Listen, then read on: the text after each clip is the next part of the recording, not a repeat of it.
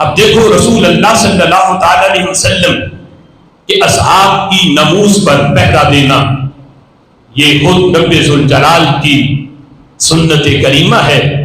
سورہ بقرہ میں ہے، جس وقت منافقین سے یہ کہا گیا، ان سے کہا گیا کہ ایمان لاؤ، وَإِذَا قِيلَ لَهُمْ آمِنُوا كَمَا آمَنَ النَّاسِ، میں جب ان سے کہا جاتا ہے ایمان لاؤ، کس طرح کا؟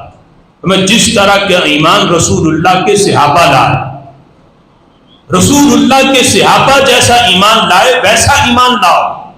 آگے سے وہ مشرکین، وہ کفار کے کہتے ہیں کہ کیا ہم ایمان لائیں ان لوگوں جیسا جس طرح کے سفہاء کے لفظ بولے، انؤمن کما آمن السفہاء، کیا ہم ایمان لائیں ان لوگوں کے ایمان جیسا؟ معاذ اللہ جیسا ایمان بے وقوف لوگ لائے۔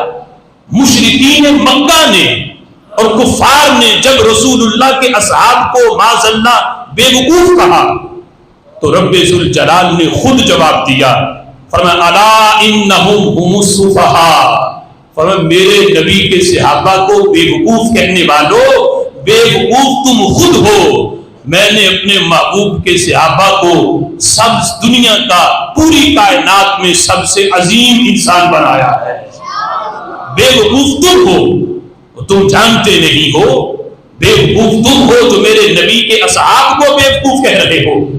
اب یہ رب ذوالجلال نے خود اپنے محبوب کے صحابہ کی نموز پہ پہرا دیتے ہوئے کفار مکہ کو جواب دیا۔